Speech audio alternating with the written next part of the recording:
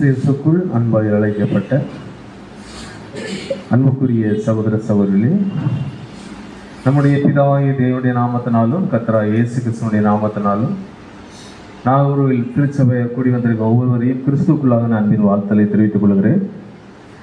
தேவனுடைய கிருபையினாலே இந்த இடைநாள் கூட்டத்திலே நாம் கூடி வந்து அவருடைய வார்த்தைகளை நாங்கள் கேட்கும்படியாக தேவன் செய்த பெரிதான கிருபைகளை அவருக்கு கொடான கோடி நன்றிகளையும் துதிகளையும் ஸ்தோத்திரங்களையும் செலுத்தி சகோதர சொந்தமாக இன்றைய பாடைய தலைப்பு சிறு நரிகள்.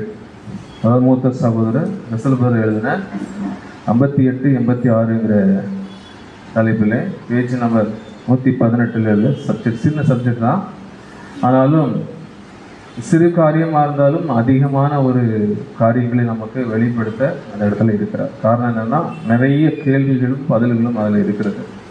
இன்றைக்கு நாம் பார்க்கும்போது, அதாவது இந்த சிறு நரிகள் அப்படின்னா நம்ம கேள்விப்பட்டிருக்கிறோம். சிறு நரிகள் அதாவது 1 பாட்டு 2ஆம் அதிகாரம் 15ஆம் வசனத்தை ஆதாரமாக கொண்டு இந்த பாடத்தை நமக்கு இணைஞ்சு கொடுத்துருக்காங்க. அந்த பாடத்தை நம்ம பார்க்கும்போது 1 பாட்டு 2ஆம் அதிகாரம் 15 வாசிப்போம். 1 பாட்டு 2ஆம் அதிகாரம் 15ஆம் வசனம். திராட்சை தோட்டங்களை கெடுக்கிற குழி நரிகளையும் சிறு நரிகளையும் நமக்கு பிடியுங்கள், நம்முடைய திராட்சை தோட்டங்கள் பூவும் பிஞ்சுமாய் இருக்கிறது. அதாவது திராட்சை தோட்டங்களை கெடுக்கிற குழி நரிகளையும் சிறு நரிகளையும் நமக்கு பிடிக்கும்.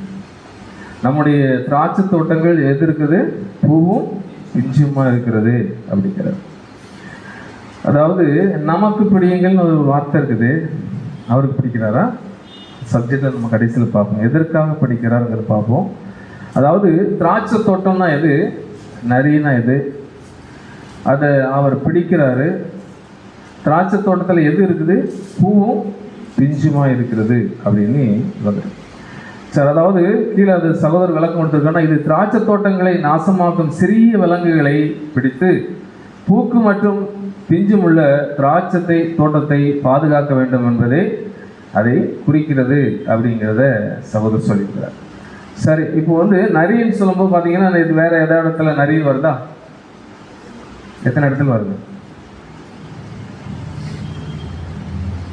நிறைய நரியெல்லாம் ஒருத்தர் பிடித்தவர் உண்டு இல்லையா? யாரு? கிதியோன். அவர் கிதியோன் பார்த்தீங்கன்னா நிறைய நரிகளை பிடிச்சிருக்கிறாரு. அப்போது அந்த நரிகள் பார்க்கும்போது 300 நரிகளை பிடித்து இணைஞ்சிருக்கிறாருன்னா பெலிஸ்தருடைய வெள்ளாமையில் விட்டு இணைஞ்சிருவார்னு அழிச்சிருவார். சின்ன ஒரு மனஸ்தாபம் தான். அதுக்கு என்ன செய்கிறாரு? ஏன் வேற விதமாக செஞ்சிருக்கலாம், ஏன் நிறைய தான் பிடிக்கிறாரு? அப்போ அழிக்கிறதுக்கு நரி உதவுதா? வெள்ளாமை அழிக்கிறதுக்கு நரி உதவுதா? சரி, பார்க்கலாம். அடுத்தால பார்க்கும்போது பார்த்தீங்கன்னா 300 நரிகளை பிடித்து என்ன செய்கிறார்? வெள்ளாமையில் அழிக்கிறாரு. அடுத்தால பார்த்தீங்கன்னா ஆண்டவராக இயேசு கிறிஸ்து கூட லூக்கா 13:33 என்ன சொல்கிறாருன்னா, இன்றைக்கும் நாளைக்கும் மறுநாளைக்கும் நான் என்ன செய்யணும்னா எருசலேமில் நான் என்ன செய்யணும்? வாசம் பண்ணணும். அதனால் புறம்பே எந்த தீர்க்கதரிசி என்ன செய்யறதில்லை, மறிக்கிறதில்லை. இதனால் மறிச்சதும் கிடையாது. அதனால் நான் எருசலேமில் தான் இருப்பேன் அப்படிங்கிறதுக்காக அந்த நரிகிட்ட போய் என்ன செய்யுங்க சொல்லுங்க, வேற எங்கேயும் நான் போக மாட்டேன், எருசலேமில் தான் இருப்பேன், என்னுடைய மரணம் எருசலேமில் தான் நடக்குங்கிறத அதையும் என்ன செய்கிறாருன்னா சொல்கிறார். அதே மாதிரி எசேக்கியேல் தீர்க்கதரிசியின் புத்தகத்தை வாசிக்கும்போது பார்த்தீங்கன்னா சில, அதாவது ஒரு கள்ள தீர்க்கதரிசிகளை குறித்து சொல்கிறார். கள்ள தீர்க்கதரிசின்னு சொல்லும்போது வார்த்தைகளுக்கு என்ன செய்கிறாங்கன்னா சாரமான பூச்சிகள், நல்லா புரிஞ்சுக்கணும், சாரப்பூச்சிகளை பூசுறதுனால அது என்ன செய்யும்? சாரப்பூச்சின்னு தெரியுதா? பத்தனாவது இருக்கிறாங்க தெரியும். ஆனால் அது என்னன்னா சரியான சிமெண்ட் சேர்க்காம, அதாவது அந்த கொழுப்பு அந்த தன்மை இல்லாமல் இருந்தால் என்ன செய்யலாம் அப்படின்னா மறுபடியும் விழ வாய்ப்பு இருக்குது. அதான் சொல்கிறாரு, சாரமில்லாத சாந்தை பூச்சிறவர்களை நோக்கி என்ன சொல்கிறாரு, அது கல்மலை சொரியும் போது கொடிய பூசல்கள் அதை என்ன செய்யுமா? பிளந்து போட்டுடும். அப்போது சுவர் விழும்போது நீங்கள் பூசினது எங்கே என்று சொல்வார்கள் அல்லவா? அப்போ ஒரு பூச்சி இருக்குது, சுவர் விழுந்து போச்சுன்னா அது விழுந்து போச்சுன்னு சொல்லுவாங்கள்ல, அதான் சொல்கிறாரு, இப்பொழுது நீங்கள் சாரமில்லாத சாந்தை பூசின சுவரை நான் அதை இடித்து அதன் அஸ்திவாரம் திறந்து கிடக்கும்படி அதை தரையிலே விழ பண்ணுவேன், உள்ளே இருக்கிற நீங்கள் நிர்மலமாகும்படி அது விழும். அப்பொழுது நான் கர்த்தர் என்று அறிந்து கொள்வேன். தேவனுடைய வார்த்தையை அதாவது நல்லா புரிந்து கொள்ளணும். வேத வசனம் எதற்காக நம்ம கொடுக்கப்பட்டிருக்குன்னா, அதாவது நீதியை படிப்பதற்கு, அதாவது வேத வசன வாக்கியங்கள் எதற்காக இப்போ கொடுக்கப்பட்டிருக்குது? நீதியை படிப்பதற்கு, சீர்திருத்துறதுக்கு. அப்போது இப்படிப்பட்ட வாக்கியங்கள் எதற்காகனா நம்ம சீர்திருத்தணும். ஒவ்வொரு நாளுக்கு நாள் என்னதுன்னா ஒரு மாற்றங்கள் நமக்கு வரணுங்கிறதுக்காக தான் வேத வாக்கியம் கொடுக்கப்பட்டிருக்கிறது. ஆனால் இது அந்த நாட்களில் தீர்க்கதரிசிகள் பழைய ஏற்பாடில் என்ன செஞ்சாங்கன்னா, சாரம் இல்லாத ஒரு பூச்சை பூசிட்டு போயிட்டு இருந்தாங்க. அதனால அவர் சொல்றாரு பாருங்க, வாசிப்போம். எசேக்கியேல் 13ஆம் அதிகாரம் 11-12. எசேக்கியேல் 13ஆம் அதிகாரம் 11ஆம் வசனம் முதல். கர்த்தராகிய ஆண்டவர் உரைக்கிறதாவது, தாங்கள் ஒன்றும் தரிசியாதிருந்தும் தங்களுடைய ஆவியின் ஏவுதலை பின்பற்றுகிற மதிக்கெட்ட தீர்க்கதரிசிகளுக்கு ஐயோ! இஸ்ரவேலே, உம் தீர்க்கதரிசிகள் வனாந்தரங்களில் உள்ள நரிகளுக்கு ஒப்பாயிருக்கிறார்கள். இங்கே என்ன பார்த்தீங்கன்னா ஒரு நரியை குறித்து சொல்றாரு.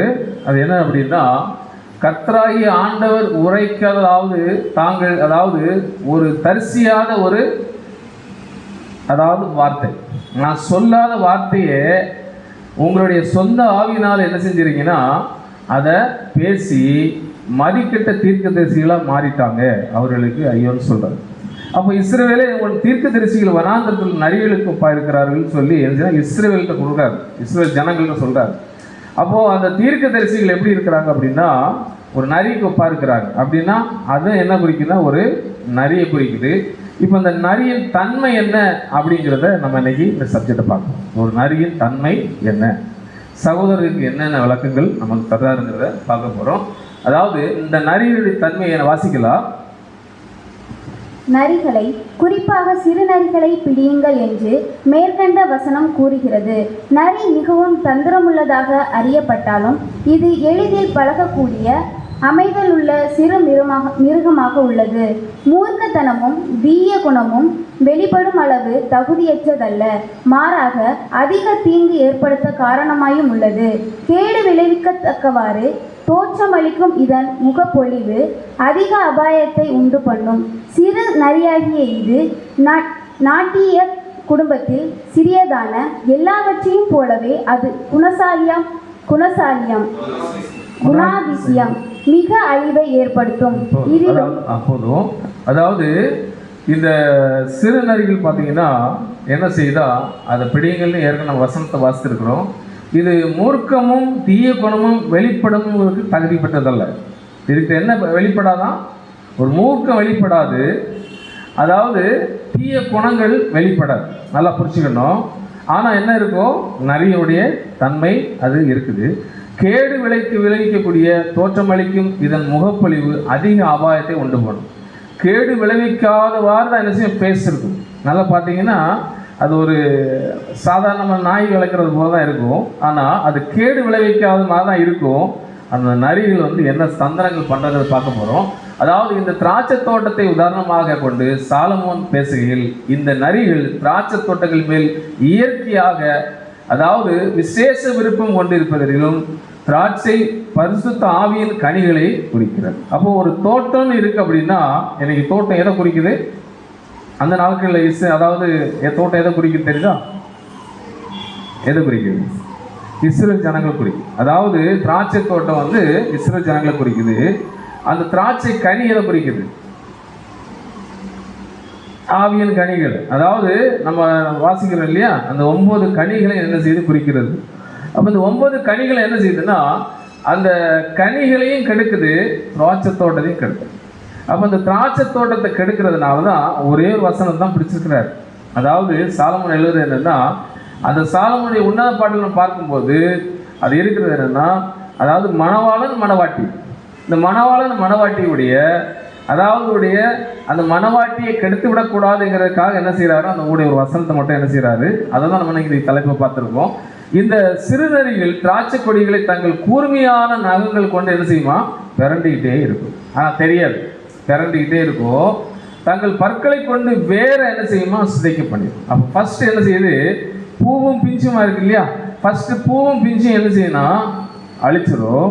அதுக்கப்புறம் அது என்ன செய்ய, கனி குடிக்க முடியாது. அதுக்கப்புறம் வேரில் போய் என்ன செய்யுமா, தோண்டி பல்ல எடுத்து என்ன செய்யுமா, அந்த வேரையே பிடிக்கி போட்டோம். அப்போது ஒரு திராட்சை தோட்டத்தில் ஒரு செடியை அழிக்கிறதுக்கு நிறையால முடியுங்கிறத அது என்ன செய்கிறாருன்னா சொல்லியிருக்கிறார். இதில் நான் பார்க்கும்போது பார்த்தீங்கன்னா, யூதாவில் நான் வாசிக்கும் போது இலை உயர்ந்து கனியற்று, இலை உதிர்ந்து கனியற்று 2 தரம் செத்து வேறற்று போன மரங்கள். நல்லா புரிச்சுக்கிடணும். 2 தரம் அப்படின்னு போட்டிருக்கு இல்லையா, நம்ம ஏற்கனவே மறித்திருக்கோமா இல்லையா, ஒரு தடவை மறிச்சாச்சு. இன்னொரு தடவும் அந்த நரிகளால் நம்ம பாதிக்கப்பட்டு என்ன செஞ்சிடக்கூடாதா, மறித்து விடக்கூடாது. அப்போ இந்த நரிகள் என்ன செய்யுமா, திராட்சை தோட்டத்தை அழிக்கும். அன்றைக்கு இஸ்ரேல் ஜனங்களை குறிக்கிறதுனா இன்றைக்கு நமக்கு யாரை குறிக்கிறது, ஆவிக்குரிய இஸ்ரேலை குறிக்கும். இந்த ஆவிக்குரிய இஸ்ரேலுக்குள்ள இந்த நரி என்ன செய்யுமா அப்படின்னா தோட்டத்தை வகைச்சிக்கிட்டே இருக்கும். அப்போ இதுக்கு பார்த்தீங்கன்னா இந்த தோட்டம் என்ன செய்யணும், வேரோட என்ன செய்யணும், அது பிடிக்க ஆரம்பிக்கும்.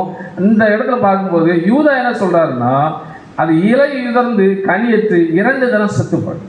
அப்போ வேரை பிடுங்கும் போது என்ன வரும், இலை போயிடும், அது வாடி என்ன செய்யும் அப்படின்னா அந்த வேரோட கீழே வந்து செத்துரும்.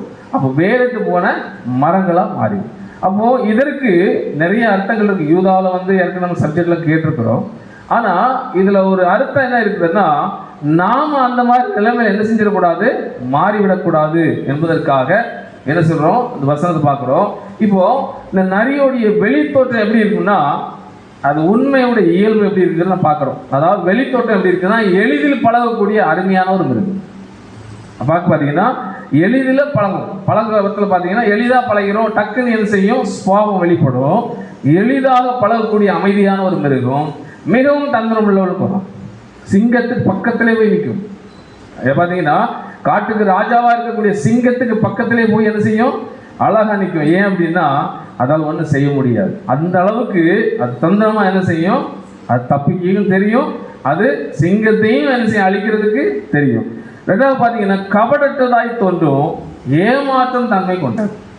அதுக்கு என்ன இருக்காதுன்னா, ஒரு கபடத்தில் ஒரு பேஸ் இருக்காது, ஆனால் உள்ள என்ன இருக்கும் அப்படின்னா ஏமாற்றக்கூடிய தன்மை மட்டும்தான் என்ன செய்யும், அது இருக்கும். மூன்றாவது பார்த்தீங்கன்னா மூர்க்கத்தனம் வெளிப்படாத ஒரு தோற்றம். நீ என்னதான் செஞ்சாலும் கோபமே என்ன செய்யாது, வரவே வராது. என்னதான் செஞ்சாலும் சரி கோபமே வராது. இப்போ சிங்கம் தான் வந்து பக்கத்தில் மாட்டிக்கிட்டுன்னா ஒரு அடி அடிச்சுட்டா கூட சிங்கத்திட்ட பேச காமிக்காது. சிங்கத்தை என்ன செய்யலாங்கிறதா என்ன செய்யும், நரித்தோம். அதுதான் சொல்லணும், அதிக அழிவை என்ன செய்யுமா ஏற்படக்கூடிய சக்தி இந்த நரிக்கு இருக்குது. அதனால தான் என்ன சொல்லணும்னா, நிறைய பிராணிகளை பற்றி நம்ம நினைச்சிருக்கிறோம், சாலமோன் எழுதுறதுலேயே நிறைய பார்த்துருக்குறோம். ஆனால் இந்த நரி கொஞ்சம் வித்தியாசமான ஒரு காரியம். இந்த நரிகளை பற்றி என்ன சொல்றாருன்னா, அதாவது சபைகளுக்குள்ள சில காரியங்கள் அது நாட்கள்ல ஆதி அப்போஸ்தல காலங்களில் பவுல் அப்போஸ்தலன் ஒன்று சொல்றார் பாருங்க, வாசிப்போம். 2 கொரிந்தியர் 11ஆம் அதிகாரம் 13-14. 2 கொரிந்தியர் 11ஆம் அதிகாரம் 13ஆம் வசனம் முதல். அப்படிப்பட்டவர்கள் கள்ள அப்போஸ்தலர்கள், கபடமுள்ள வேலையாட்கள், கிறிஸ்தவனுடைய அப்போஸ்தலரின் வேஷத்தை தரித்து கொண்டவர்களாய் இருக்கிறார்கள். அது ஆச்சரியமல்ல, சாத்தானும் ஒளியின் தூதனுடைய வேஷத்தை தரித்து கொள்வானே. இங்க பாத்தீங்கன்னா கள்ள அப்போஸ்தலர்கள், கபடமுள்ள வேலையாட்கள். இப்போ என்ன நமக்கு அப்போஸ்தலர் கிடையாது, அது பேர் சபைகள் என்ன வச்சுக்கிறாங்க. இப்போ கபடமுள்ள வேலையாட்கள், ஒரு கபடம் இல்லாமல் வேலை செய்வாங்க, கபடமுள்ள வேலையாட்கள். ஆனால் கிறிஸ்துவின் அப்போஸ்தலன் வேஷத்தை தரித்து கொண்டு அவர்களை போல இருப்பாங்களாம். எப்படி இருப்பாங்களாம், அவனுடைய எண்ணங்கள் எப்படி இருக்கும், அப்போஸ்தலன் மாதிரி ஒரு எண்ணம், சிந்தை, மைண்டெல்லாம் அப்படி இருக்கும். அப்போ இங்க என்ன சொல்லப்பட்டிருக்கு அப்படின்னா, அதாவது நமக்கு அப்போஸ்தலன் ஒன்று இல்லை, ஒரு பெரிய தலைவன் ஒன்று இல்லை, கிறிஸ்துவுக்கு கீழாக அவருடைய அங்கமாய் சேர்வதற்கு நம்ம என்ன செய்யறோம், ஓடிக்கொண்டிருக்கிறோம். ஆனா இது கிறிஸ்துவின் வேஷத்தை என்ன செய்யுமா, தரித்து கொள்ளுமா. எப்படி, கிறிஸ்துவின் வேஷத்தை தரித்து கொள்ளுமா. அப்போ வேலையாட்கள் மட்டுமல்ல, அப்போஸ்தலர் மட்டுமல்ல, கிறிஸ்துவையும் தரித்து கொள்ளும். அதான் சொல்லப்பட்டிருக்கு. அது ஆச்சரியம் அல்ல அப்படின்னு. அது ஆச்சரியம் அல்ல, சாத்தானும் ஒளியின் தூதனை வேஷத்தை தரித்து கொள்வான். அப்போ அந்த ஒளியின் தூதன் யாரு, ஏசிக்கிறது. இப்போ நீ உலகத்தில் பார்த்தீங்கன்னா ஒளியின் தூதன் இறங்கிட்டான்னு வேற மாதிரி பேசுவாங்க. நமக்கு அப்படி இல்லை. நமக்கு ஒளியின் தூதன் யாரு, நம்ம ஆண்டவராகிய இயேசு. அப்போ அந்த இயேசு கிறிஸ்து, இப்போ நாமும் என்ன செய்யறோம், அதே ஒளியில தான் இருக்கிறோம். அந்த வேஷத்தை தான் நம்ம என்ன செஞ்சிருக்கிறோம், கிறிஸ்துவின் வேஷத்தை நம்ம தரிச்சிருக்கிறோம். அப்போ அந்த கிறிஸ்துவின் வேஷத்தை தரிப்பதற்காக நாம் ஓடிக்கொண்டிருக்கிற நாம் நமக்குள்ளேயும் இருப்பார். இந்த வேஷத்தையும் தரித்து கொண்டு வேதமானவர்கள் மனவாட்டி 1,44,000 பேர் புது சிருஷ்டி இப்படி சொல்லிக்கிட்டே என்ன செய்வாங்கன்னா உள்ள என்ன செய்வாங்கன்னா கிறிஸ்துவின் வேஷத்தை தரித்துக் கொள்வாங்க. தலை, கிறிஸ்துவின் வேஷம் என்னது? தலை. அந்த தலையின் வேஷத்தை தரித்து கொண்டு அதான் சொல்றாரு, ஆகையால் அவருடைய ஊழியக்காரரும் நீதியின் ஊழியக்காரருடைய வேஷத்தை தரித்து கொண்டால் அது ஆச்சரியம் அல்லவே. அப்போ அவர்கள் முடிவு அவர்கள் கிரியைக்கு தக்கதாக இருக்கும். அப்போ கிரியை எப்படி இருக்குது? இப்போ தான் நான் பார்க்க போறோம். நரியினுடைய கிரியை நான் பார்க்க போறோம். அப்போ இந்த நரியினுடைய கிரியை என்ன இருக்கும் அப்படின்னா உள்ளதான் இருக்கும், திருச்சபையா தான் இருக்கும், புது சிருஷ்டின்னு தான் சொல்லும். ஆனா இது என்ன இருக்கும் அப்படின்னா இந்த நரியின் குணங்கள் இருக்கும். இந்த குணங்கள் நம்ம கிட்ட இல்லாதபடி நம்ம என்ன செய்யணும்? காத்துக்கொள்ளும். இப்போ ஆபத்தான ஒரு வஞ்சனை அப்படின்னா என்ன அப்படின்னா அந்த நரிதான் ஒரு வஞ்சனையான ஒன்று. ஆனா ஒரு சிங்கம் புலியை கூட நம்ம என்ன செஞ்சிடலாம்? எதிராக பார்த்துக்கலாம், தப்பிக்க. ஆனா நரி இருக்கிறது பார்க்கவே முடியாது. அது எப்போ நம்மளை என்ன செய்யுங்கிறதையும் நம்ம என்ன செய்ய முடியாது? பார்க்க முடியாது. இந்த வஞ்சனை பார்த்தீங்கன்னா அந்த ஆபத்தான வஞ்சனையில அதாவது எளிமையான ஒரு போர்வை இருக்கும். அது ரொம்ப எளிமையான ஒரு போர்வையில் என்ன செய்யும்? இருக்கும். வினோதமான எளிமையின் தன்மை கொண்டு பலரை வஞ்சிக்கும். அது வேலை என்ன அப்படின்னா திருச்சபைக்குள்ள என்னது? ஒரு வஞ்சனை. அப்போ இந்த நரியின் ஆபத்தான வஞ்சனை இது ஆவிக்குரிய பாடமா நம்ம எடுத்துக்கொள்ளும் போது அப்போ வினோதமான ஒரு எளிமையின் தன்மையை கொண்டு பலரை என்ன செய்யுமா? வஞ்சிக்கும். அதாவது பார்த்தீங்கன்னா மறைந்த ஒரு அபாயம் மறைந்திருக்கும். ஆனால் அந்த அபாயமா இருக்கும், நமக்கு தெரியாது. மறைந்துதான் இருக்கும், நம்ம கூட இருக்கிறனால தெரியாது. தீய நோக்கங்களை குறித்து சந்தேகம் எழுவது குறைவு. அது ஒரு தீய நோக்கத்தில் இருக்கிறதே தெரியாது. ஒரு சாதாரண இருந்தது போல இருக்கும், சாதாரண அன்பு காட்டினது போல இருக்கும், சகோதர அன்புகள் அதிகமாக இருந்தது போல இருக்கும், அன்னைய சகோதரன் சகோதரிங்கிறத உரிமையும் நிறைய இருக்கும். ஆனா இந்த தீய நோக்கத்தை குறித்து சந்தேகம் நமக்கு வரவே வராது. மூன்றாவது பார்த்தீங்கன்னா அழிவின் சக்தி கேடு விளைவிக்காதவாறு தோன்றி அதிக தீங்கு செய்யும்.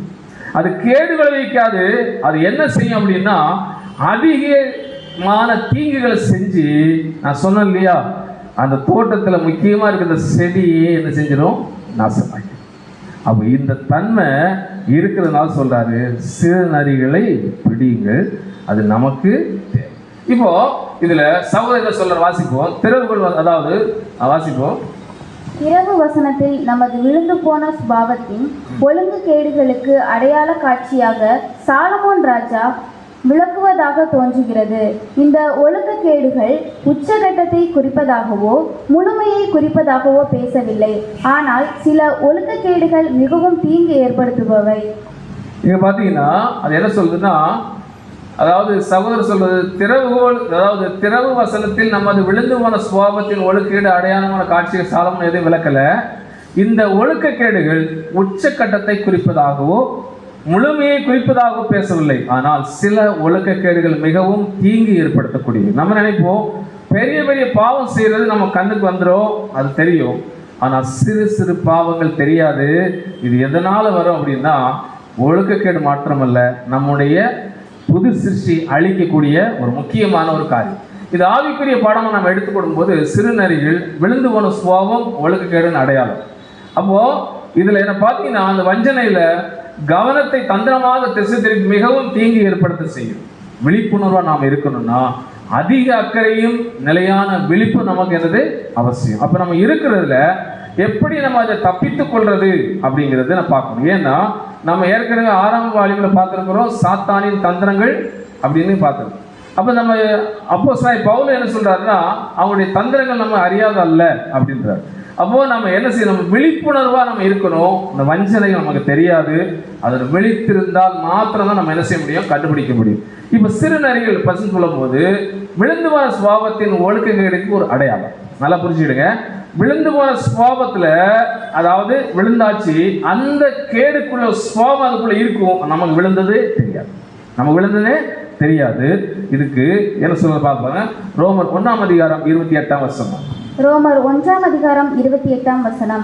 தேவனை அறியும் அறிவை பற்றி கொண்டிருக்க அவர்களுக்கு மனதில்லாத இருந்தபடியால் தகாதவைகளை செய்யும்படி தேவன் அவர்களை கேடான சிந்தைக்கு ஒப்பு கொடுத்தார். சார், இப்போ நம்ம புது சிருஷ்டிக்குள்ள விழுந்து போயிருக்கிறாங்கன்னு வைங்க. விழுந்து போனா ஏன் அந்த தேவன் அவங்க அழிக்கிறது இல்லை? ஏன் அழிக்கிறது இல்லை? வாய்ப்பா, அதுக்கு தான் அந்த வசனம் சொல்லுது. என்ன வசனம் சொல்லுது? அவங்களை அழிக்கிறதுக்காக வைக்கல, என்னது புது சிருஷ்டிக்காக ஒரு காரியத்துக்கு வச்சிருக்கிறார். அதான் சொல்லுது, தேவனை அறிவை பற்றி கொண்டிருக்க அவர்களுக்கு மனதில்லை, முடிஞ்சு போச்சு. சத்தியத்தை என்னைக்கு வெறுக்கிறாங்களோ அது அவங்களுக்குள்ள என்ன ஆயிட்டு அப்படின்னா ஒரு அழிவு நிலை ஆயிட்டு. ஏன்னா சத்தியம் தங்கக்கூடிய இடம் இல்லை, ஜீவன் இல்லைன்னு. ஹோலி ஸ்பிரிட், பரிசுத்த ஆவி இல்லை. பரிசுத்த ஆவி இல்லாதனால, சத்தியம் அது இல்லாதபடினாலே தகாதவதைகளை செய்யும்படி அவங்க என்னன்னா உலகத்தை விட கேடான வேலையும் செய்ய ஆரம்பிச்சிருவாங்க. அப்போ தேவன் அவர்களை கேடான சிந்தனைக்கு ஒப்பு கொடுத்தார். அப்போ நீ கேடு செய்யறதுக்காக ஒப்பு கொடுத்தேன்னு சொல்ற. அப்போ அதே பார்க்கும்போது தீமோத்தேயுக்கு என்ன சொல்ற பாருங்க, வாசிப்போம். ஓ தீமோத்தேயுவே, உன்னிடத்தில் ஒப்புவிக்கப்பட்ட நீ காத்துக்கொண்டு சீர்கேடான வீண் பேச்சுகளுக்கும் ஞானம் என்று பொய்யாய் பெயர் பெற்றிருக்கிற கொள்கையின் விபரீதங்களுக்கும் விட்டு விலகு. அப்போ இங்க என்னன்னா சீர்கேடான வீண் பேச்சு அப்படிங்கும் போது சில பேச்சுகள் நமக்கு சீர்கேடு தான். அவசியம் இல்லாத பேச்சுகள் நம்ம பேசுறது சீர்கேடு. அது ஞானம் என்று நினைச்சு இதான் இப்படிதான் பேசணும், இப்படிதான் செய்யணும்னு பொய்யாய் பெயர் பெற்றிருக்கிற கொள்கையை விட்டு விலக என்னை விலகுன்னு சொல்றாங்க. அப்போ இப்படிப்பட்ட கொள்கைகளை விட்டு நம்ம என்ன செய்யணும்? விலகணும். அப்போ சிலர் அதை பாராட்டி, சிலர் அதை என்ன செய்வாங்கன்னா இது நல்லது, இதுதான் இப்படிதான் செய்யணும் அப்படின்னு பாராட்டி விசுவாசத்தை விட்டு வழி போனார்கள். முடிஞ்சாச்சு. அப்போ விசுவாசத்தை விட்டு வழி போனாங்கன்னா ஏற்கனவே ரோமர் 1:22 சொன்னதுதான். அப்போ கிருபையானது உன்னோட கூட, அப்போ கிருபையை நீ காத்துக்கொள். அப்போ அந்த கிருபை தேவனுடைய கிருபை அப்படின்னா ஆண்டவராய் இயேசு கிறிஸ்து அவர் கொடுத்த நம்மளுடைய ஜீவன் இருக்கு இல்லையா, கல்வாரி சிலுவையில கொடுத்த ரத்தம், அந்த ஜீவன் நமக்குள்ள இருக்கட்டும். அந்த கிருபையை நீ என்ன செய்ய எப்போதும் காத்துக்கணும்.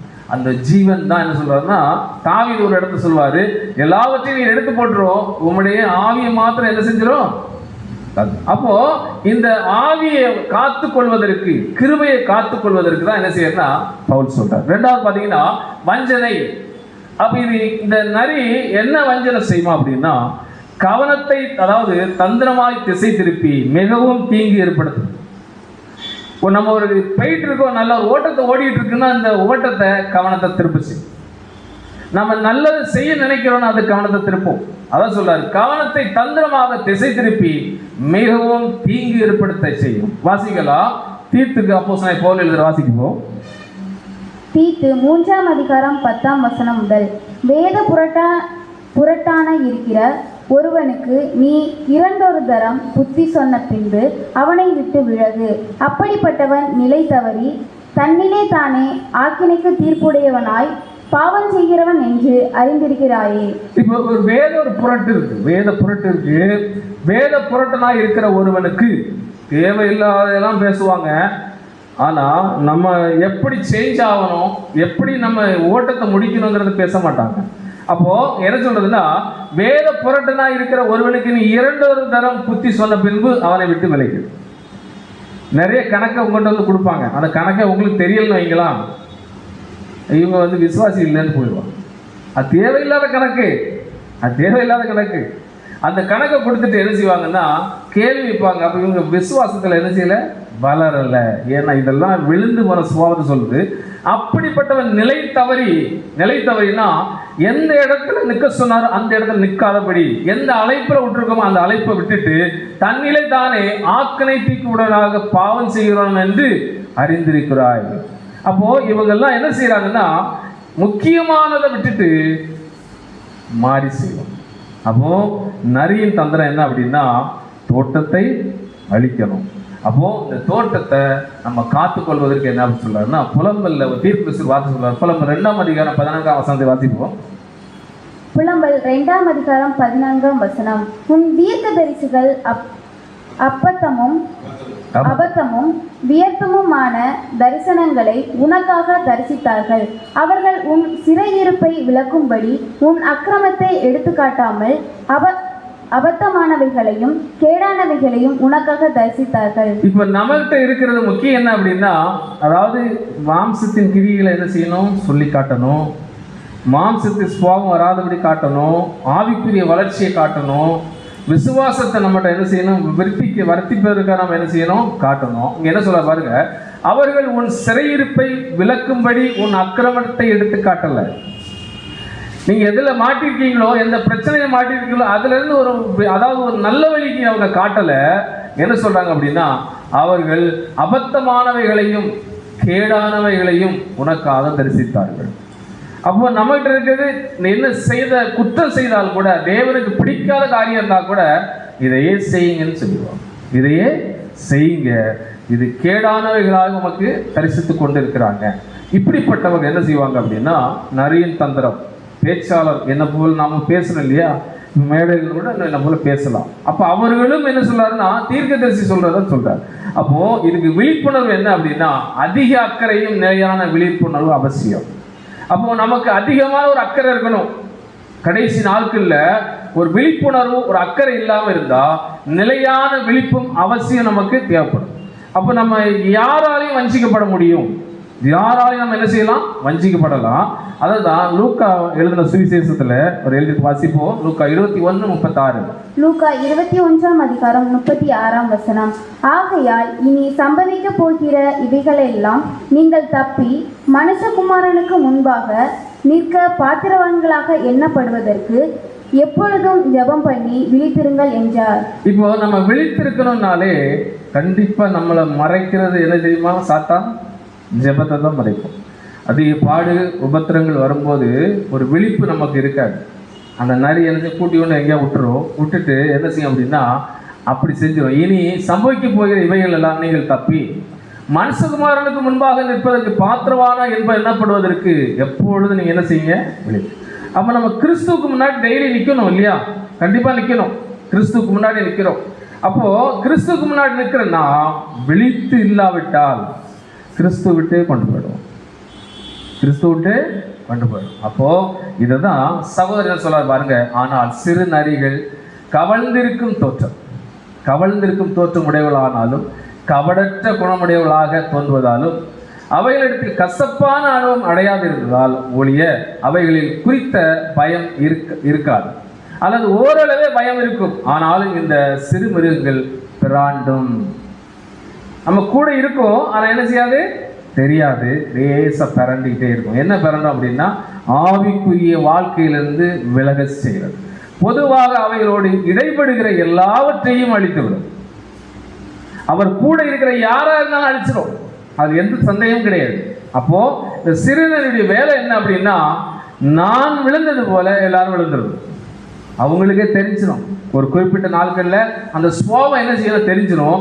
ஆனா நம்ம ஏற்கனவே பார்த்துருக்கோம் இல்லையா, இது எப்படி இருக்கும், ஆடுகளை போல இருக்கும். ஆனா ஆடுகளை போல தோலை போய்த்து கொள்ளும், அந்த பேஸ் தான் இருக்கும். ஆனா விழுந்து போன சுவாபம் நம்ம வாசிட்டோம். அதனால இது என்ன செய்யுதுன்னா, இடைபடுகிற எல்லாவற்றையும் நமக்கு அழிச்சிடும். அதனால நம்ம விழிப்புணர்வு அவசியம். இது சிறு பாவங்கள்ல நமக்கு ஆபத்து. சின்ன சின்ன பாவம் தான் செய்ய சொல்லும், ரொம்பலாம் பெருசெல்லாம் அவனுக்கு செய்யாது. சின்ன சின்ன காரியங்களா கொண்டு போயிடும். அது என்ன அப்படின்னா, மறைமுக அபாயம் சொல்லும் போது சிறிய பாவங்கள் வெளிப்படையான பாவங்களை காட்டிலும் மிகவும் அபாயமானது. பெரிய பாவங்கள் டக்குனே விழுந்து எழுச்சிருவாங்க. அந்த சிறு சிறு பாவங்கள் என்ன செய்யும் அப்படின்னா, அப்படியே ஆவிக்கிற வாழ்க்கை கொஞ்சம் கொஞ்சமாக கொண்டு போயிடும். எப்படி கொண்டு போவோம் அப்படின்னா, இப்போ இரண்டாம் மரணம் டெல்லி அந்த மாதிரி இருக்குன்னு வைக்கலாம், அது தூரத்தில் இருக்கு. நம்ம என்ன செய்வோம், இங்கேருந்து கொஞ்சம் கொஞ்சமாக நவண்டு வள்ளியூர், திருநெல்வேலி, கோயில்பட்டி, மதுரை தானே, எவ்வளவு தூரம் இருக்கு. இப்படியெல்லாம் சிந்தனை பாவத்தை அடுக்கி கொஞ்சம் கொஞ்சமா நவட்டி கொண்டு போவோம். இதெல்லாம் பாவம் இல்லை அப்படின்னு. ஆனா அப்படியே கொண்டு போய் என்ன செஞ்சிடும் அப்படின்னா, மத்திய பிரதேசம் வேற கொண்டு போயிடும். அதுக்கப்புறம் இங்க திரும்பி வர மனசு இருக்காது, அங்கதான் போக மனசு. இது பாவம்ங்கிறத அது வெளிப்படுத்தவே செய்யாது, அந்த உணர்வே இருக்காது. சகோதரனை இது செய்யற தவறு, சகோதரனை இது செய்யறது தவறுன்னு சொல்றதுக்கு அந்த வண்ணம் வராது. அதான் சொல்லுது, கபடமான தோற்றம். ரெண்டாவது, கவர்ந்திருக்கும் தோற்றமும் கபடற்ற குணமும் சொல்லும் போது அந்த குணம் எப்படி இருக்கும் அப்படின்னா, ரொம்ப அன்பா காண்பிக்கும். மாம்சிக அன்பு அப்படியே காமித்து, அதாவது என்ன சொல்றதுன்னா, உடையவர்களாக தோன்றுவதால் பயமின்றி இருப்பாங்க. கூட அவங்க அதுக்கிட்ட என்ன செய்ய மாட்டாங்க, பயம் இல்லாம இருப்பாங்க. என்னைக்காவது ஒரு நாள் வெளிப்படும் அப்படின்னு சொல்லப்பட்டிருக்கு. மூன்றாவது, அலட்சியமா இருந்துருவாங்க. அப்படின்னா மாபெரும் பாவங்களுக்கு எதிராக காத்து கொள்வதில் கவனமாக இருந்து சிறு பாவங்களை அவ என்ன செஞ்சிருவாங்கன்னா அலட்சியப்படுத்திட்டே இருப்பாங்க.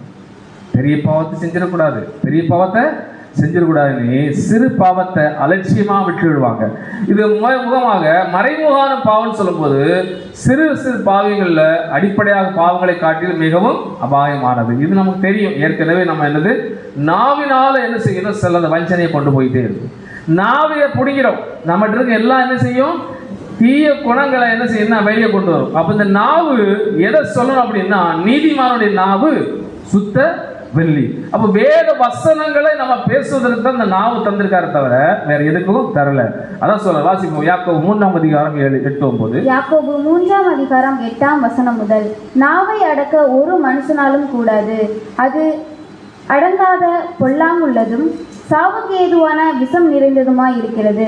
அதனாலே நாம் பிதாவாகிய தேவனை துதிக்கிறோம், தேவனுடைய சாயலின்படி உண்டாக்கப்பட்ட மனுஷரை அதனாலே சபிக்கிறோம். இதுல என்ன செய்வோம் பாத்தீங்கன்னா, சில நேரம் நல்ல பெருமை பேசுவாங்க, உயர்த்துவாங்க, அதே ஆளை சபிச்சும் போட்டுருவாங்க. எப்படி, நீங்க விளங்க மாட்டீங்க, சபிச்சு போட்டுருவாங்க. ஆனா என்ன சொல்லு பாருங்க, அது சிறிய சிறிய பாவமா தான் இருக்கும், அது பெருசா தெரியாது.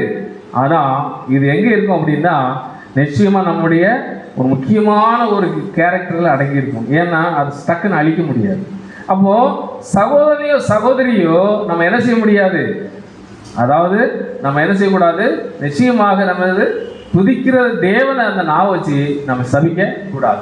இதெல்லாம் ஏசாயில என்ன சொல்றாருன்னா, பாவத்தோடு பாவத்தை கூட்டும்படி என்னை அல்லாமல் ஆலோசனை பண்ணி என் ஆவியை அல்லாமல் தங்களை மூடிக்கொள்ள பார்க்கிறவர்களும்.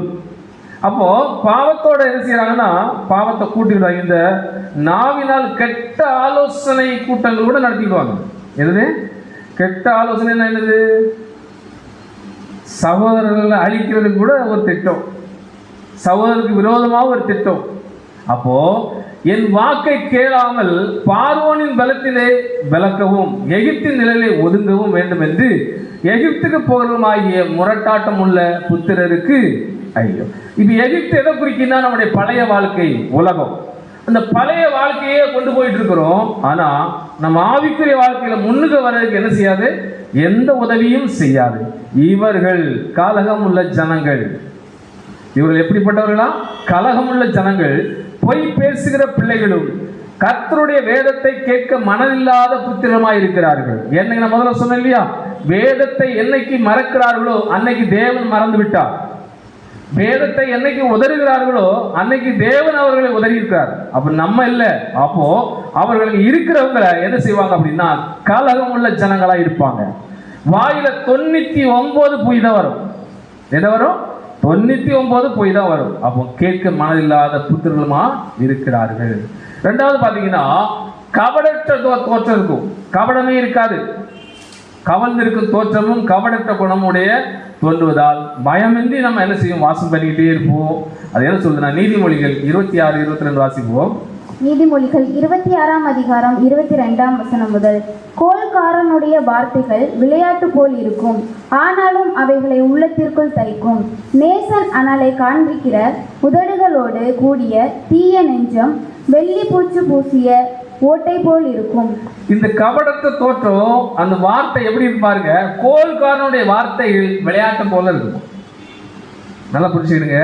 ஒரு சகோதரனை குறித்து இன்னொரு சகோதரன் கோல் சொல்லி கொண்டு வராருன்னா இது எப்படி இருக்குமா, விளையாட்ட போல இருக்கும், ஆனால் அவைகள் உள்ளத்திலே தைக்கும். தேவன் சொல்வார், இது தூக்கி தூர போடுங்க. இது இன்னொரு இடத்துல என்ன செய்யாது, பாஸ் பண்ணாத, தூக்கி தூரப்படும். நேசனலை காண்பிக்கிற உதடுகளோடு கூடிய தீய நெஞ்சம். நேசனல்னு புரியுதா, அக்கினியை போல பத்திக்கிடுவாங்க, கட்டி பிடிச்சிடுவாங்க, ரொம்ப நேசிப்பாங்க. ஆனா காட்டுகிற அப்படிப்பட்ட உதடுகளோடு கூடிய தீய நெஞ்சம் அப்படின்னா இருதயம் வேற. அது எப்படி இருக்கு தெரியும், வெள்ளி பூச்சி அதாவது பூசிய ஓட்டை போல இருக்குமா.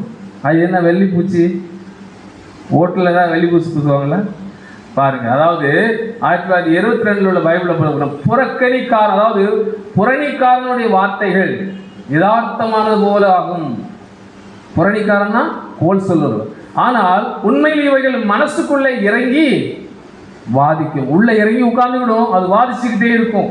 அப்போ மண்பாண்டத்தை அசுத்த வெள்ளியால் அலங்கரிக்க விரும்பினால் எப்படியோ, மண்பாண்டத்தில் போய் நம்ம என்ன செய்ய முடியும், மெட்டலை என்ன செய்ய பூச முடியாது.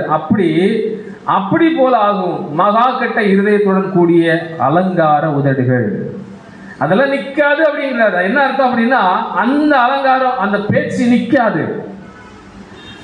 மண்பானத்தில் போய் வெள்ளி பூசணும்னா கொஞ்ச நேரம் நிற்கும், ஒரு பேசோட நெஞ்சிரும், அதை கழுவும் போதே பிச்சு வந்துடும். அப்போ இது எல்லாமே நம்ம என்ன அப்படின்னா, நிச்சயமாக நம்ம என்ன செய்யணும், கவனத்த தோற்றமா இருக்குன்னு நம்ம என்ன செய்யக்கூடாது, ரொம்பையும் நம்ம என்ன செய்ய எண்ணக்கூடாது. அலட்சியம் அப்படின்னு போகுது. மூணாவது, அலட்சியமா இருந்துடக்கூடாது. நீதிமொழிகள் 26-25. நீதிமொழிகள் 26ஆம் அதிகாரம் 25ஆம் வசனம். அவன் இதம் பேசினாலும் அவனை நம்பாதே, அவன் இருதயத்தில் 7 அருவருப்புகளும் உண்டு. இங்க பாருங்க, அவன் இதம் பேசினாலும் அவனை நம்பாதே, அவன் இருதயத்தில் 7 அருவருப்புகள் உண்டு. இதம் என்னது? இறங்கி வந்துருவாங்க. பிரதர், நான் என்ன பிரதர், நான் தவறு செஞ்சுட்டு பிரதர், உங்களுக்கு நான் சில வார்த்தைகள் சொல்லிட்டு இறங்கிடுவாங்க. அதான் சொல்றாரு, அவன் இதன் பேசினாலும் அவர்களை என்ன செய்யாத, நம்பாத. அவன் இருதயத்தில் 7 அருவருப்புகள் உள்ள இருக்குது. அது என்ன அப்படின்னா, அவன் தன் குரலை தாழ்த்தினாலும், திருவள்ளியத்தில் சொல்லுது, அவன் குரலை தாழ்த்தினாலும் அவனை நீ நம்பாதே, ஏனெனில் 7 துர்க்குணங்களும் அவன் இருதயத்திலே இருந்துகிட்டே இருக்கு. அது என்ன அப்படின்னா, அதே சொல்லப்பட்டிருக்கு. ஒன்று என்னது, நீதிமொழிகள் 6ஆம் அதிகாரம் 17-19 வாசிக்கும் போது, மேட்டிமையான கண்கள். நான் இவர்களை விட குறைந்தவனா, அதுதான் மேட்டிமையான கண், வேற ஒன்றுமே கிடையாது. என்னது, நான் இவர்களை விட குறைந்தவன் அல்ல. ஆனா அப்போஸ்தலன் பவுல் சொல்றார், மற்றவர்களை தன்னை விட உயர்வாக எண்ணுங்கள். அப்போ அப்போஸ்தலனுடைய வார்த்தைக்கும் இதுக்கு என்ன இருக்கு, ரொம்ப டிஃபரெண்டா இருக்குது. மேட்டிமையான கண்ணால என்ன அர்த்தம்னா, நாங்க யாரும் குறைஞ்சவங்க இல்லை, யாருலையும் குறைஞ்சவங்க இல்லை. விழுந்தாலும் என்ன செய்ய மாட்டோம், விழுந்ததா என்ன மாட்டோம், வீசையிலே மண்ணு ஒட்டலை. அப்போ பொய் பகரும் நாவு அப்படின்னு சொல்லும்போது, நம்ம ஏற்கனவே சொல்லியிருக்கோம் இல்லையா, 99% பொய் தான் வந்து கொண்டே இருக்கும். மாசத்தை குருதி சிந்தும் கைகளும் அப்படின்னு சொல்லும்போது, ஒரு நல்ல ஒரு மனுஷனை எப்படி செய்வாங்கன்னா, ரத்தம் சிந்த வச்சிருவாங்க. அப்ப அவங்க ரத்தம் சிந்த வச்சிருவாங்க, இவர் ரத்த கண்ணீர் உள்ளதான் வடிச்சுக்கிட்டே இருக்கும்.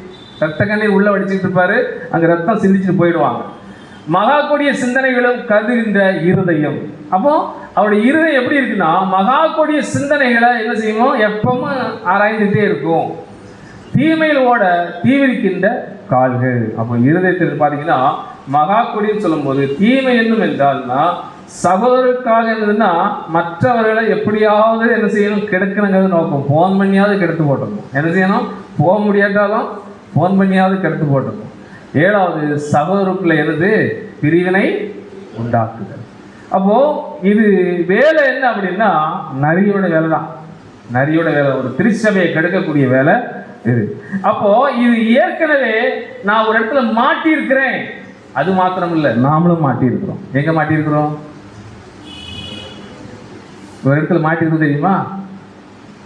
அதே அதிகாரம் 6ஆம் அதிகாரத்துல 1ஆம் வசனத்தை சொல்லு பாரு, கீழே வாசிக்கலாம். என் மகனே, நீ உன் சிநேகிதனுக்கு பிணையாளியாகி விட்டாயானால் அந்நியனிடம் உன் கையை சிக்க வைத்து விட்டாய். உன் வாயின் வார்த்தைகளாயிலே வலையில் உட்பட்டும் உன் சொந்த வசனங்களால் தானே பிடிபட்டும் போனாய். இது யார் ஒன்று, நீங்கள் இது திருவெளியத்தில் உள்ளது. நீங்கள் அந்த 6ஆம் அதிகாரம் 1-2 வாசித்து பார்த்தீங்கன்னா, நீங்கள் என்ன செஞ்சிட்டீங்க அப்படின்னா, ஃபர்ஸ்ட் ஒரு சிநேகிதனை நீ பிடிப்பட்டீங்க. சிநேகிதனை பிடிப்பட்டீங்க, அந்நியனிடத்தில் நீ சிக்கி விட்டாய். அதாவது அந்நியனிடத்தில் உன் கையை சிக்க வைத்து விட்டாய். உன் வாயின் வார்த்தைகளாலோ வலையில் உட்படும் சொந்த வசனங்களால் தானே பிடிபடு போனாய். அப்படின்னு சொந்த வசனத்தினாலே, தேவனுடைய வசனத்தினாலே நாம் பிடிபட்டுருவோம். எங்க தெரியுமா, ஞானஸ்தானம் எடுக்கும்போது என்ன சொன்னோம், எல்லாம் சொல்லிட்டோம். எதுவுமே நான் எங்களால் சபைக்கு எந்த பிரச்சனையும் வராதுன்னு அர்த்தம். அது முக்கியமாக சொல்ல போனால் என்னால் அந்த சபைக்கு ஒரு சகோதரனுக்கு நான் என்ன செய்ய மாட்டேன், இடரல் பண்ண மாட்டேன். ஒரு சத்திய வாக்கு. அதான் சொல்றாரு, சிநேகிதன் யாரு? ஆண்டவராகிய இயேசு கிறிஸ்துட்ட பிணியாளி விட்டாய். வாசிக்கலாம். அது இதுல வாசிங்க. நீதிமொழிகள் 6ஆம் அதிகாரம் 1-2 வாசிங்க. நீதிமொழிகள் 6ஆம் அதிகாரம் 1ஆம் வசனம் முதல். என் மகனே, நீ உன் சிநேகிதனுக்காக பிணைக்கப்பட்டு அந்நியனுக்கு கையடித்து கொடுத்தாயானால் நீ உன் வாய்மொழிகளால் சிக்குண்டாய், உன் வாயின் வார்த்தைகளால் பிடிபட்டாய். இது ஒரு பெரிய வேற ஒரு சப்ஜெக்ட் இருக்கு. அதை ஏற்கனவே நான் திருநெல்வேலியில் எடுத்துருக்கிறேன். அதாவது சோம்பலுங்கிற சப்ஜெக்ட்ல, அதாவது இதுக்கு முடிவு என்ன போகணும்னா எறும்புகிட்ட போக சொல்லிட்டார். யார் சொன்னா? எறும்புகிட்ட போய் நான் உங்கள்கிட்டலாம் சிக்கெல்லாம் எடுத்து விட மாட்டேன், எறும்புகிட்ட போயிட்டுன்னு சொல்ல. அது எறும்புங்கிற சப்ஜெக்ட் அது ஒரு வேற இருக்குது. அந்த சப்ஜெக்டை பார்த்தா வந்துடும். இப்போ அதுக்கு போகண்டாம். இப்போ சிக்கல்ல இருக்கிறோம். அப்போ நாம் ஏற்கனவே சிக்கல்ல இருக்கிறோம். அவங்களுக்கு சிக்கல் தான். யாரு? நிறைய போல இருக்கிறவங்களுக்கு சிக்கல் தான். ஏன் அப்படின்னா அவங்களுக்கு ஜட்ஜ்மெண்ட் ஆயத்தமாயிட்டு. அப்போ அவங்களுக்கு நியாய தீர்ப்பு இருக்குது. அந்த நியாய தீர்ப்பு முடிவு நமக்கு நடந்துட்டு இருக்கு. என்னது? நமக்கு நடந்துட்டு இருக்கு. அதாவது சோதனை படுகிறவர்கள் ஜட்ஜ்மெண்ட்ல என்ன செய்யறாங்க? நடந்துட்டு இருக்கிறாங்க. சோதிக்கிறவர்கள் ஜட்ஜ்மெண்ட் முடியல. அது சகோதரர் என்ன சொல்ல பாருங்க, ஒருவரும் இயல்பாகவே சிங்கம், கரடி, பாம்புகள் குறித்து கவனமாக இருப்போம். நல்லா புரிச்சுக்கிட்டோம். இந்த மாதிரி மிருகங்கள், ஒரு பாம்பு இருக்குன்னா நம்ம அலர்ட் ஆகிடும் இல்லையா? நம்முடைய ஹார்ட்லேருந்து ரத்தம் வேற டிஃப்ரெண்ட் ஆயிரும். ஏன் அப்படின்னா அது ஒரு நம்ம கொடூரமாக பார்க்க நம்மளை தாக்கிடுவோம். ஆனால் சிறுநரிகள் கவர்ந்திருக்கும் தோற்றமுடையவளானாலும் கபடற்ற குணமுடையவளாக தோன்றினாலும் அவைகளில் கசப்பான அனுபவம் அடைந்திருந்தால் ஒழிய அவைகள் குறித்த பயம் இருக்காது, அல்லது ஓரளவே பயம் இருக்கும். ஆனால் இந்த சிறுமிருகங்கள் பிராண்டும் தன்மை உடையது. பொதுவாக அவளோடு இடைப்படுகிற எல்லாரும் அழித்துவிடும். அப்போ இதெல்லாம் என்ன, பயம் இல்லாத ஒரு மிருகங்கிறனால நம்ம என்ன செய்வோம், பக்கத்துல நம்ம நெருங்கி பழகிடுவோம். அது என்ன செய்யணும், கொஞ்சம் கொஞ்சமா பிறண்டி நம்முடைய ஆவிக்குரிய வாழ்க்கையை என்ன செய்யும், மாற்றும். இது இயற்கான எச்சரிக்கை சொல்லும் போது இவைகளை குறித்து இயல்பாகவே கவனமாய் இருப்போம் அப்படிங்கிறத கொடுக்கும். அப்போ இது ரெண்டாவது, இது பிராண்டும் தன்மை உள்ளது. அப்பதான் ரேச புரியும். நல்லா புரிச்சுக்கணும். இந்த தன்மை உள்ளது நம்ம சிலர் புரிஞ்சுடுறாங்க. இது கொஞ்சம் கொஞ்சம் பிறண்டது, இது சரி வராது, கூட தான் என்ன செஞ்சிடும், வேறே பிடிங்கி போட்டுருவோம். இந்த சிறுநரிகள் கசப்பான அனுபவம் அடைந்திருந்தால் ஒளிய பயம் இருக்காது. அதுக்கு கசப்பை நம்ம புரிஞ்சுக்கிட்டோம்னா என்ன செய்யும், அது வந்துடும். இப்போ இயற்காக நமக்கு பார்த்தீங்கன்னா கவனமாக இருப்போம். நரிகளுக்கு நம்ம என்ன செய்வோம், நம்ம ரொம்ப எச்சரிக்கையாக இருக்க மாட்டோம். பிராண்டும் தன்மைன்னு சொல்லும்போது மத்தேயு 5ஆம் அதிகாரம் 10-12 வாசிப்போம். மத்தேயு 5ஆம் அதிகாரம் 10ஆம் வசனம் முதல். நீதியின் நிமித்தம் துன்பப்படுகிறவர்கள் பாக்கியவான்கள், பரலோக ராஜ்யம் அவர்களுடையது. என் நிமித்தம் உங்களை நிந்தித்தும் துன்பப்படுத்தி பலவித தீமையான மொழிகளையும் உங்கள் பேரில் பொய்யாய் சொல்வார்களானால் பாக்கியவான இருப்பீர்கள். சந்தோஷப்பட்டு களி கூறுங்கள், பரலோகத்தில் உங்கள் பலன் மிகுதியாய் இருக்கும். உங்களுக்கு முன்னிருந்த தீர்க்கதரிசிகளையும் அப்படியே துன்பப்படுத்தினார்களே. இப்போ நீதியின் நிமித்தம் துன்பப்படணும், இவங்களுக்கு தான் பரலோக ராஜ்யம். இன்னொரு வார்த்தை இருக்கு. முதல் வார்த்தை என்னது, மலை பிரசங்கத்துல எத்தனை வார்த்தை, 8 வார்த்தை. முதல் வார்த்தை என்னது, ஆவியில் எளிமுள்ளவர்கள் பாக்கியவான்கள், அவர்களுக்கும் பரலோக ராஜ்யம். நீதி நிமித்தம் துன்பப்படும். அப்ப நம்ம செய்யறது நீதியா இருக்கணும். இது நிமித்தம் நிறைய துன்பம் வரும். எதனால, நரியினால வரும். எது நிமித்தம் உங்களை நிந்தித்து துன்பப்படுத்தி பலவிதமான தீமையான மொழிகளை பேசினாலும் சரி, என்ன பேசினாலும் சரி, உங்கள் பேர் பொய்யாய் சொல்வீர்களானால் பாக்கியவான்களா நீங்க இருப்பீங்க. அதை குறித்து நீங்க என்ன செய்யாதீங்க, கொஞ்சம் கவலைப்படண்டாம், சந்தோஷப்பட்டு களி உருகின்றார். அப்போ இது நமக்கு டைரக்டா வராது. ஆனால் நம்ம இதை மாம்சீகத்தில் எடுக்காம ஆவிக்குரிய நம்ம நிலையில எடுத்துட்டோம் அப்படின்னா மறந்துடலாம், என்ன சொன்னாலும் மறந்துடலாம். அப்போ உங்களுக்கு முன்னே இந்த தீர்க்கதரிசிகளை அப்படியே என்ன செய்றாங்க, துன்பப்படுத்துறாங்க. மூன்றாவது, இந்த சிறுநரிகளுடைய கசப்பான அனுபவம் அடைந்திருந்தால் ஒழிய அது பயம் இருக்காது. அப்படின்னா இது ஒரு கசப்பான ஒரு அனுபவத்தை கொடுக்கக்கூடியது. இதுதான் உபாகமத்தில் ஒரு வார்த்தை வாசிப்போம். 32ஆம் அதிகாரம் 32-33. உபாகமம் 32ஆம் அதிகாரம் 32ஆம் வசனம் முதல். அவருடைய திராட்சை செடி சோதோமிலும் கொமோரா நிலங்களிலும் பயிரான திராட்சை செடிகளிலும் தாழ்ந்த ஜாதிகளாய் இருக்கிறது. அவைகளின் பலங்கள் பித்தும் அவைகளின் குலைகள் கசப்புமாய் இருக்கிறது. அவர்களுடைய தேவனுடைய திராட்சை ரசம் வலு சர்ப்பங்களின் விஷமும் விரிய பாம்புகளின் கொடிய விஷமும் ஆனது. இப்போ பார்த்தீங்கன்னா சாத்தான் வந்து சபைக்குள்ள இந்த நிறைய தான் வேலை செய்வான். அவன் வந்து டைரக்டா வேலை செய்ய முடியாது. அப்போ அன்றைக்கு சாத்தான் என்ன செய்யணும், ஒரு ராஜ்யத்தை இந்த ஸ்தாபிக்கிறதா என்ன செஞ்சுட்டு இருக்கான், பூமியில நினைச்சிட்டு இருக்கிறான். அந்த ராஜ்யம் அழிய போகுது. ஆனா இப்போ அவனுடைய நோக்கம் என்னன்னா, திருச்சபைக்குள்ள நுழைந்து என்ன செய்யணும், திருச்சபையை அழிக்கும். இப்போ அவருடைய திராட்சை செடி சோதோமிலும் கோமரா நிலங்களிலும் பயிரான திராட்சை செடியிலும் தாழ்ந்த ஜாதியா இருக்கிறது. அப்படின்னா விழுந்து போன ஜாதி. நல்லா புரிஞ்சுக்கணும். அது என்ன இருக்காது, கனி கொடுத்துக்கிடாது. அப்படியே கனி கொடுத்தாலும் என்ன கொடுக்கும் அப்படின்னா, பழங்கள் பித்தும் அவைகளில் குலைகள் கசப்புமாய் இருக்கிறது.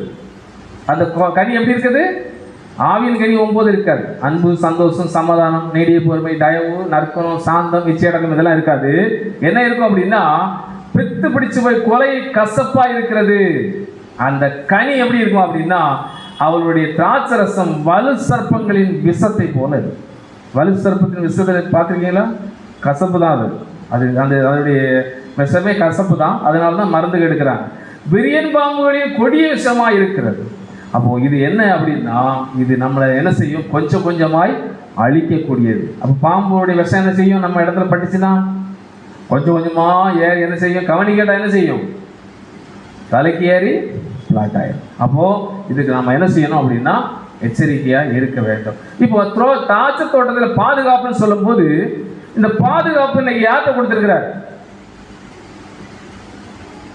சபைகளில் மூப்பர் இருக்கு சொல்றாரு. அதுக்கு தான் பவுல் சொல்றாரு. எங்க போகும்போது, ரோமுக்கு போகும்போது தீமோத்தேயுக்கு எழுதுறார், சபைகள் என்ன செய்யும், மூப்பர்களை ஏற்படுத்தி சபைகள் என்ன நாசமாயிடக்கூடாது. ஏன்னா நரிகள் இருக்கும், சிறு நரிகள் இருக்குது. இதனால என்ன செய்யும் அப்படின்னா, ஒரு பாதுகாப்பு இருக்கிறதுக்காக சத்திய வார்த்தைகளை பேசுவதற்காக மூப்பர்களை ஏற்படுத்துகிறார். இப்போ திராட்சை தோட்டத்தின் பாதுகாப்பு அது ஒரு இன்னைக்கு ஒரு பாதுகாப்பு மாதிரி தான். என்ன அப்படின்னா, மூப்பர்களை ஏற்படுத்தி அவர்கள் கீழால என்னன்னா ஒரு ஆவிக்குரிய ஜனங்களை நடத்துவதற்கு. இங்க பாத்தீங்கன்னா பிஞ்சும் பூ, அதாவது பூவும் பிஞ்சுமா இருக்கிறது, அழிவு வரக்கூடியது, இந்த நரி தாக்கக்கூடியது. இந்த பூவும் பிஞ்சுன்னு சொல்லும் போது, திராட்சை செடி மிகவும் சிறியதா இருந்தாலும் மென்மையா இருக்கும். இந்த பூ பிஞ்சு பார்த்தீங்கன்னா எப்படி இருக்கும் அப்படின்னா, அதாவது பிள்ளை பெற்ற உடனே எப்படி இருப்பாங்க உடல், அதே மாதிரி நைஸா இருக்கும், தாக்கக்கூடியது, ரொம்ப ஈஸியா இருந்துச்சுலாம் பரவக்கூடியது. அப்போ ரேச தட்டுனாலே விழுந்துடும். இந்த நரியின் தாக்குதல் கூர்மையான நகங்களால் பிறண்டி பற்களால் வேலை என்ன செய்யும், வேற அழிக்கும். அழிவுன்னு சொல்லும் போது விலையேறப்பட்ட திராட்சைகளை எளிதில் அழித்து விடும். நல்லா புரிஞ்சுக்கணும். நாம் ஒரு விலையேற பெற்றவர்கள்ங்கிறத நாம் மறந்துடக்கூடாது. சாதாரணமாக எண்ணக்கூடாது. தேவன் அதாவது இந்த 7ஆம் தூதனுடைய சத்தத்துக்கு கீழே, அந்த வார்த்தைக்கு கீழே நம்ம கொண்டு வந்து இனி காலம் செல்லாதுன்னு சொல்லி வெளிப்படுத்தல், அதாவது 10ஆம் அதிகாரத்தில் சொன்ன வார்த்தையின்படி இந்த வார்த்தைகளை அழிப்பதற்கு கூட சீக்கிரமாக என்ன செய்யும், அது வேலை செய்யும். அதான் சொல்றாரு, கவனமாக செயல்படும் சிறு செயலும் பாதிப்பை ஏற்படுத்தும். அப்போ இப்படியாக காரியங்களை கர்த்தர் திராட்சை தோட்டங்களை கிளைகளுக்கு அதிக அழிவை ஏற்படுத்துவதோடு விலையேறப்பட்ட கனிகளையும் என்ன செஞ்சிருமா, அழித்து விடும். ஆகவே அன்பு சகோதரரே, இப்படிப்பட்ட நரிகளை அதிகமாக கூர்ந்து கவனித்து பிடிப்போமாக அப்படிங்கிறார். அப்போ இதெல்லாம் யாருன்னா, சபையில் இருக்கிற மூப்பர்களுடைய என்ன செய்யணும் இருந்தா நமக்கு எப்படி இருக்கும், நலனா இருக்கும். அதான் பிராதுகளை கவனித்து காத்து கேள்வதிலும், அதாவது விழித்திருந்து நம்ம என்ன செய்யணும், ஜெபிப்பதற்கும் நமக்கு என்ன செய்யுது அப்படின்னா, அந்தந்த இடங்கள்ல என்ன செய்யுதுன்னா மூப்பர்களை ஏற்படுத்த சொன்னார். இப்போ ஆவிக்குரிய கனிகளின் பாதிப்புன்னு சொல்லும் போது, முதிர்ச்சி அடையாத கிறிஸ்தவர்கள் நல்லா புரிஞ்சுக்கணும். முதிர்ச்சி அடையாத கிறிஸ்தவங்களை ஈஸியா நரி கொண்டு போயிடும். அப்போ இதுக்கு யாருக்கா பொறுப்பு, யார் பொறுப்பு, மூப்பர்கள் தான் பொறுப்பு. அப்போ முதிர்ச்சி அடையாதுன்னு சொல்லும் போது புதுசா வந்திருப்பாங்க இல்லையா, அதாவது இருதயத்திலும் வாழ்க்கையிலும் ஆவிக்குரிய கனிகள் எளிதில் பாதிக்கப்பட்டுரும்.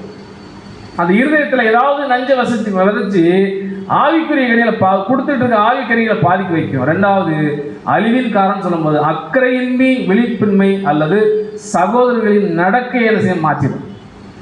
கேரக்டரை மாற்றி விட்டுரும். இப்படி நடக்கலாம் ஒன்றும் இல்லை, இப்படி செய்யலாம் ஒன்றும் இல்லை, இப்படிலாம் வந்து நடக்கிறது ஒன்றும் பாவம் இல்லை அப்படின்னே சொல்லிடும்.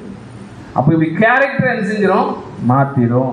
அப்போ சகோதரர் பொறுப்பு என்ன, நீண்ட கால விசுவாசிகள் சொல்லும்போது முதிர்ச்சி அடைவதோர் முன்பாகவும் ஆட்டுக்குட்டிகள் முன்பாகவும் சொல்லும்போது நடக்கையிலும் கவனமாக இருக்க வேண்டும். அப்படின்னா அதாவது முதிர்ச்சி அடையாதோர் அப்படின்னு என்ன அர்த்தம், ஆவிக்குரிய வாழ்க்கையில முதிர்ச்சி அடையல.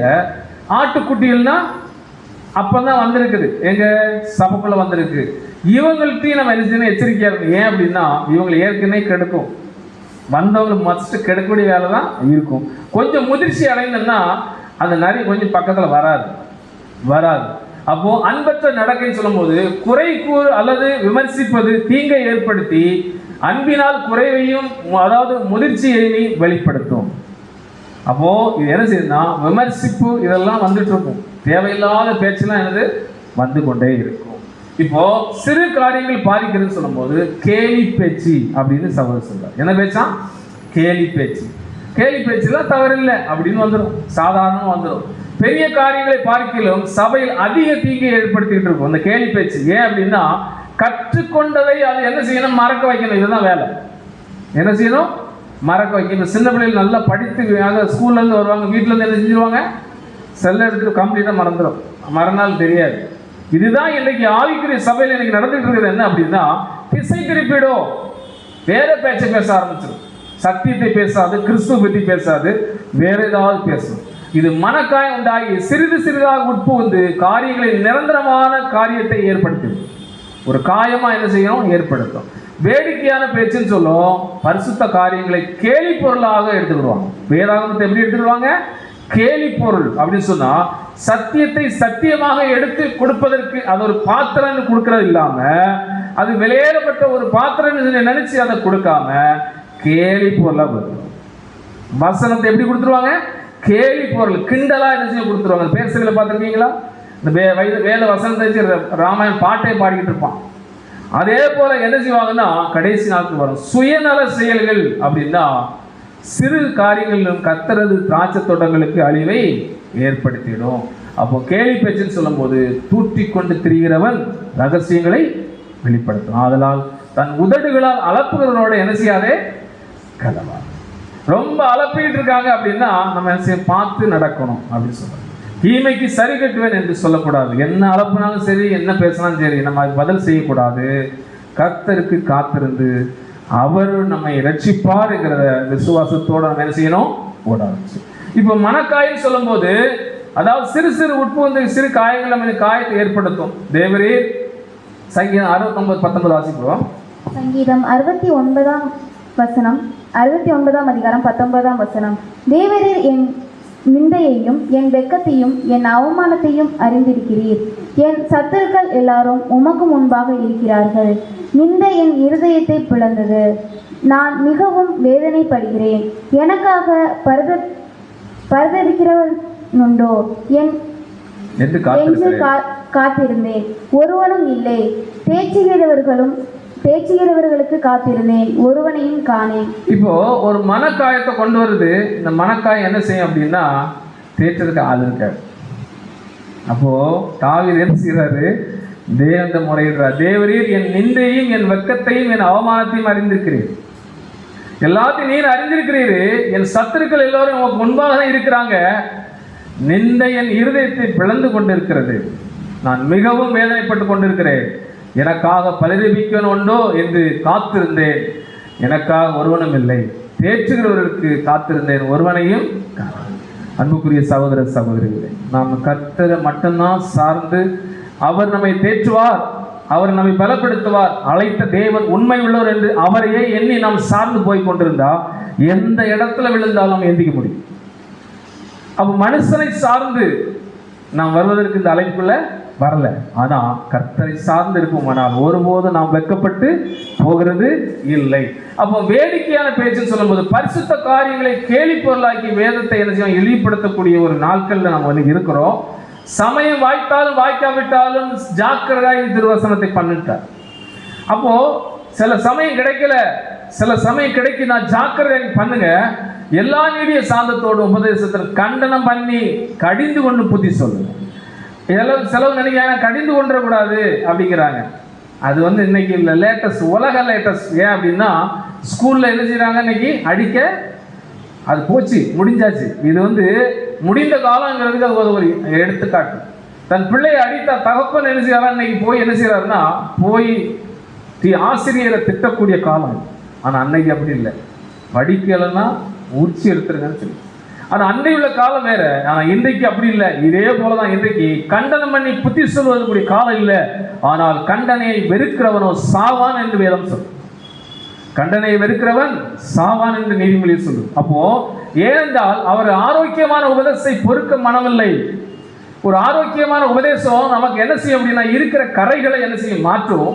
நமக்கு இருக்கிற பலவீனங்களை மாற்றுது, பிரச்சனைகளை மாற்றுது.